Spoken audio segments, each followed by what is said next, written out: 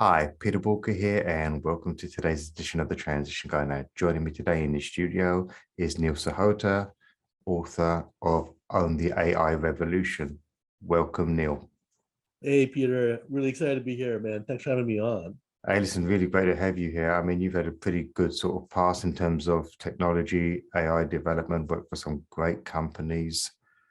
Really, what I want to talk to you about today was if we go pre-pandemic, everybody was up in arms around artificial intelligence, saying, oh, it's going to replace all the jobs. People are going to have nothing to do. It's going to be the Terminator revisited. And it was all, it was all that rubbish that people were saying. Yeah, let's forward wind 3 years.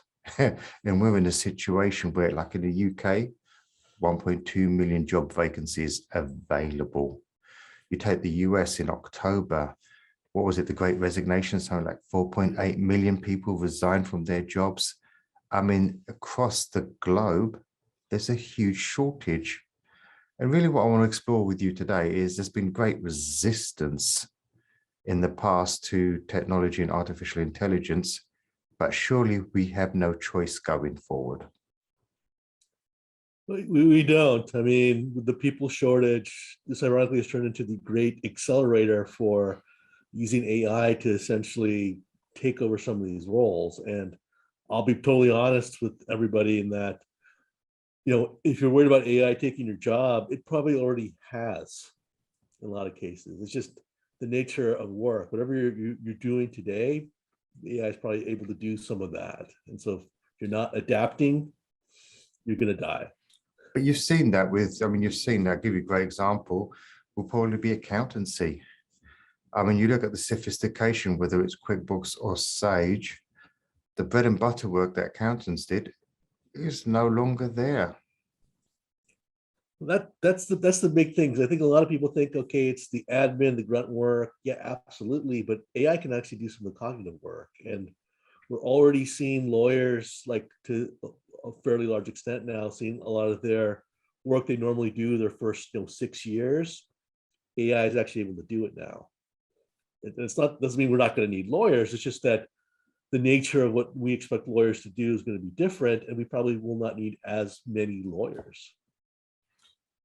Why do you think companies have been quite slow? And I don't mean corporates, because they're a little bit more on the ball than anything, but we're talking about your privately owned medium to small businesses.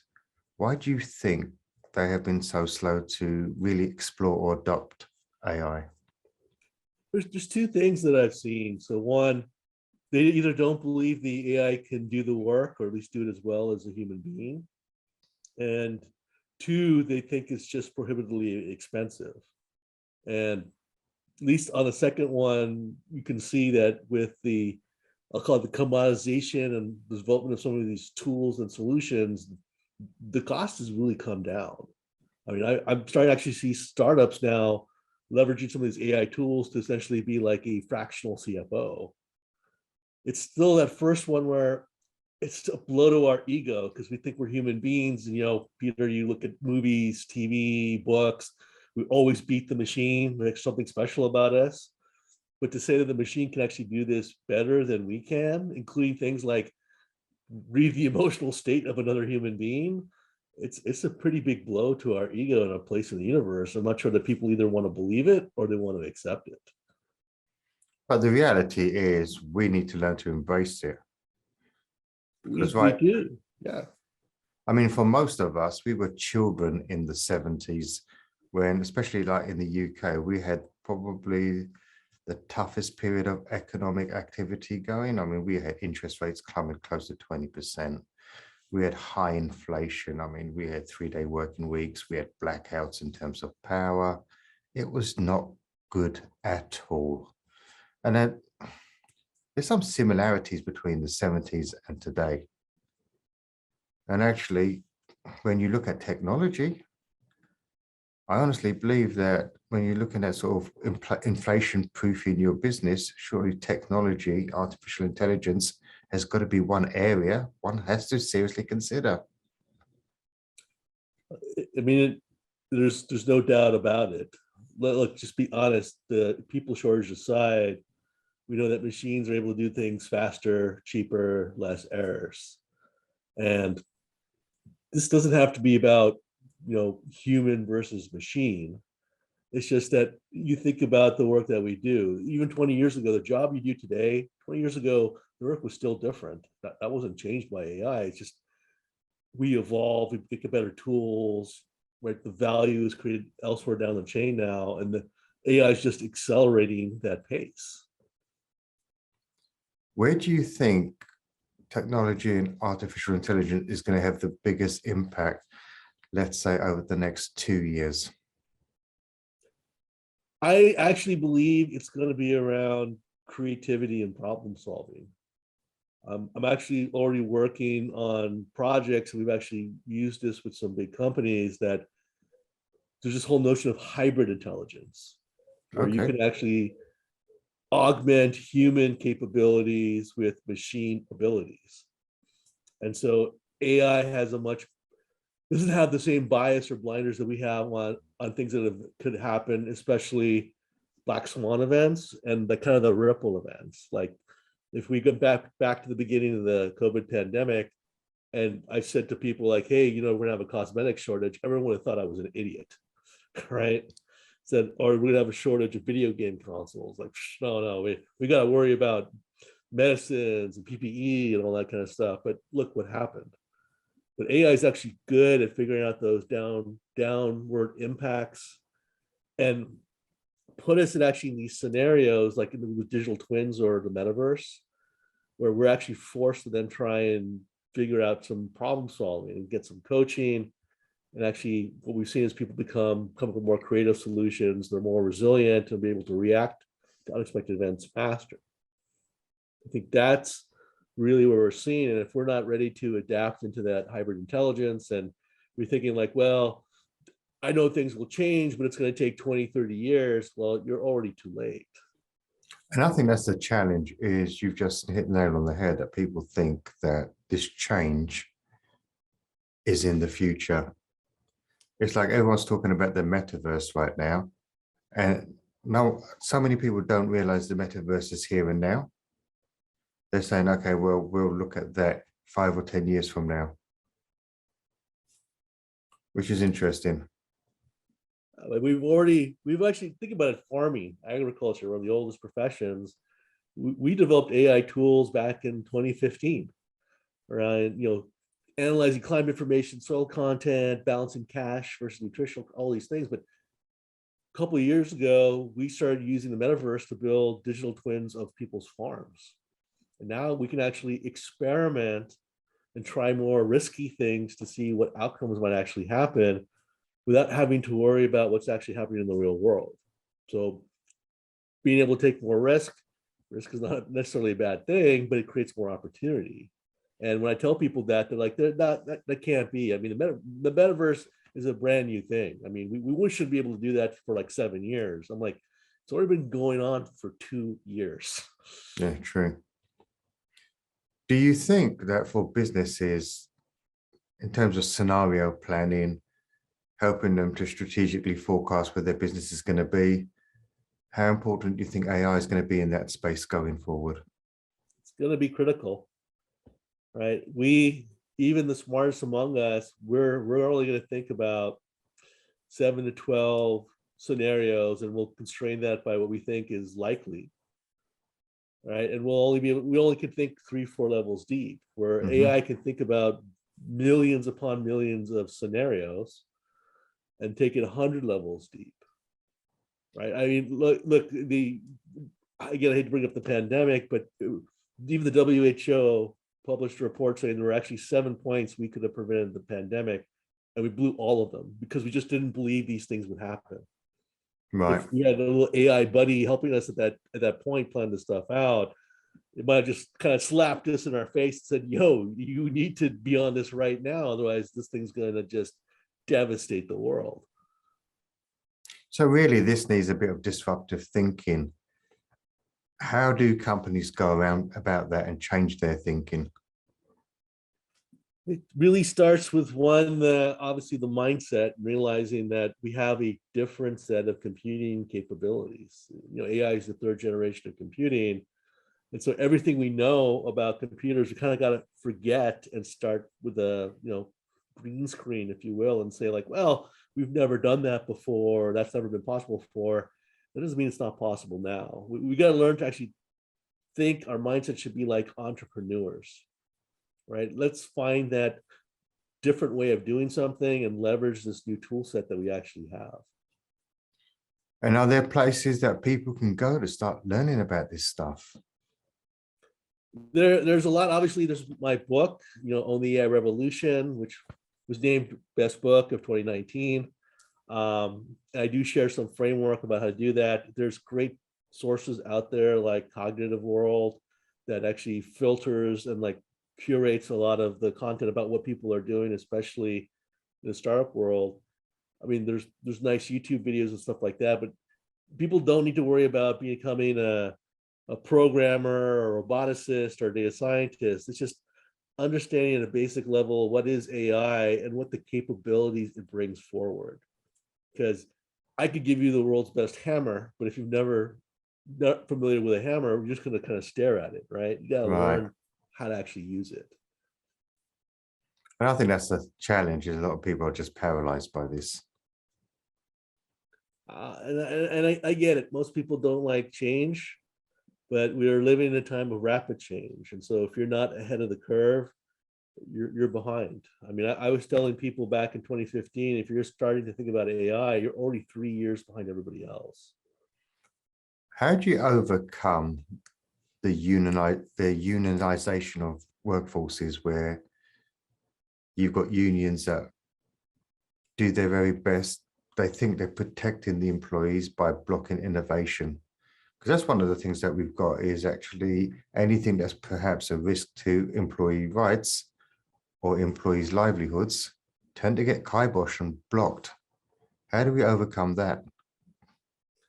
I think the acceleration of AI technology is going to probably wind up doing that, because one of the things that unions are good at is saying like, okay, we're going to basically commoditize the work, right? If you have this role, part of the union, you do X, Y, Z. Well, guess what? That stuff is actually then perfect for an AI. We've broken it down to what we're going to do is teach the AI X, Y, Z. Yeah. And just given the economic pressures and the lack of people, I think it's going to be a real change. And I don't know what you're going to do if you're a union or one of these things. What are you going to do and say like, well, you can't let robots take our jobs? And that's been the mindset, I would say, for so many years. It's all about what you can't do. You can't let robots take our jobs. You can't do this. You can't do that.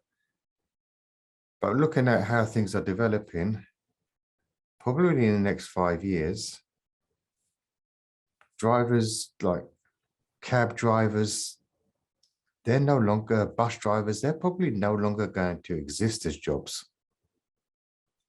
No, and I mean, Singapore rolled out in 2019 self-driving taxis, self-driving buses. And so you already see the change starting to happen. It's funny, a lot of people think like, well, we're probably a decade away from autonomous vehicles. We're not. And I can actually say in my work with the United Nations, we don't talk about when we should legalize autonomous vehicles. We talk about when we should ban human drivers. Yeah. Right? Because the machines, they're processing thousands of data points per second in real time to drive. They're using GPS and radar, LiDAR, and auditory, a lot of things that we just can't do. We as humans are now the most variable thing in the system. So any entrepreneurs that are listening in, they're going to be fascinated by this, and some are not going to know where to start. Others are already on that journey. If they want really more information or they want to connect with you, what's the best way to do that? The best way is to either visit my website, which is just my name, www.neilsahota.com, or I encourage you to follow me on social media. I'm very active on LinkedIn, Twitter, and Instagram, and I'm always sharing some of the latest stuff and some actually help for entrepreneurs and how you can actually use some of these things to innovate, right? There's a whole new tool set And I will tell you, entrepreneurs are the fuel for actually pioneering the AI solution. So don't be afraid to take those reins and create that future. And people are probably innovators without even realizing they're innovators. In fact, the question for you would be, in today's economy, can you really survive without innovation? No, at 100%, no. I think hopefully everyone realizes that things just change so fast. So if you're not trying to disrupt yourself, someone will disrupt you. Where does that leave? Just a couple of more questions on this then. Where does that leave companies with an older workforce that are less flexible or less willing to accept that kind of change? That's an interesting question, Peter, because what I've seen with those types of companies, especially the big ones, they don't want to take the risk and they don't want to invest time in changing the culture. And so they've essentially become like either venture capitalists, they've all started like their own corporate VC funds, or they started their own accelerators. And so they're trying to create an ecosystem where entrepreneurs can come with the ideas, take the risks, they put a little bit of money and see, do they build something out? And if they're successful, they'll just buy you. That's the way big companies now are trying to be innovative. Let someone else Right. do the work. And that's interesting. When we've seen quite a lot of that. Do you think company cultures will change as we move more towards AI? I think it has to, just for them to survive. I mean, that's the reality. I think we know that, like, and I'm not trying to be generalist or like that, but the boomers have been in the leadership positions for so long and they're not like fully retiring, that I think this change has been slowed down. But at some point, we're starting to see more and more of the younger generations assume these roles, especially because entrepreneurs are driving the success, that it's going to change. I mean, I already see companies like GE already trying to figure out, okay, not only how do I create a more innovative culture, but how do I integrate like robots into the workforce? Like, how do I have robots working side by side, and how do I have robots manage people? So that's interesting. And at some point, you're probably going to have AI sitting on boards of directors. Yeah. Harari's already, endorsing the whole concept of like a AI prime minister or AI president to just run the day-to-day operations of a country. Yeah, do you know that would be an interesting concept? Yeah. Especially what's going on with politics around the globe at the moment. That could actually, yeah. No, wonderful. Listen, Neil, thank you so much for today. It's really been insightful. I think the big lesson is this. I mean, we're probably in the biggest and fastest periods of change that we've ever experienced. I think if we try to fight it and not embrace it, we're going to become irrelevant.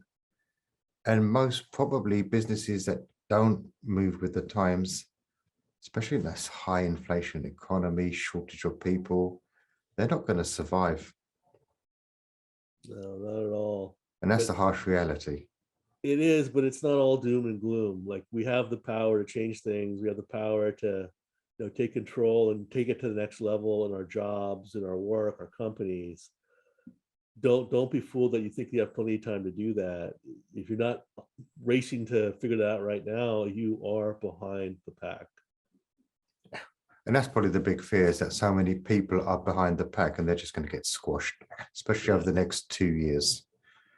Well, if anything's resonated with you today, you want a bit more information, head over to walker.com and get in touch. If you love today's episode, please like it, share it with others so they can benefit, and also subscribe so that you don't miss any future episodes. And always remember that failing to learn is learning to fail. Please stay safe. Neil, you've been awesome. Thank you so much. My pleasure.